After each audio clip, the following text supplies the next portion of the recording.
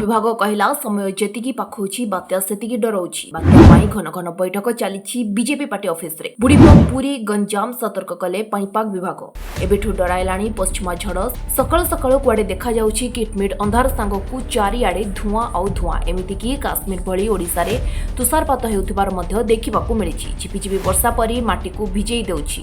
जुआडे देखिले घोटी आसुछि घन अंधाकार।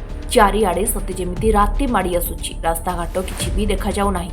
कलबल करुछि घन कुहुड़ी। बॉडी भोर ट्विन सिटी समेत राज्यर अधिकांश जिले में घन कुहुड़ी देखा मिली, जहाँ फल जीवन यात्रा अस्तव्यस्त हो पड़ी। तेज राज्य में शीत कमिथिबा बेले घन कुहुड़ी कलबल करुछि। सकाळु राति समय घर बाहर असंभव हो पड़ुछि। सकाळु कुहुड़ीर चादर ढांकी हो पड़ी। संध्या हेबा मात्रे माड़ी आसुछि जाड़। देह थराई देउछि कोहला पवन। विशेषकर उपांत और पहाड़िया अंचल मानकरे अधिक शीत अनुभूत होउथिबा बेले ए सब भितरे पाणीपाग को नहीं आसिछि बड़ अपडेट। आसंता 31 तारिख काचिब वर्षा। बिजुली घड़घड़ी सांगकू थरी उठिब अधिकांश जिला। पश्चिम वायु प्रभाव में 31 और 1 तारिख बेलू घड़घड़ी और वर्षा हेबार संभावना रही।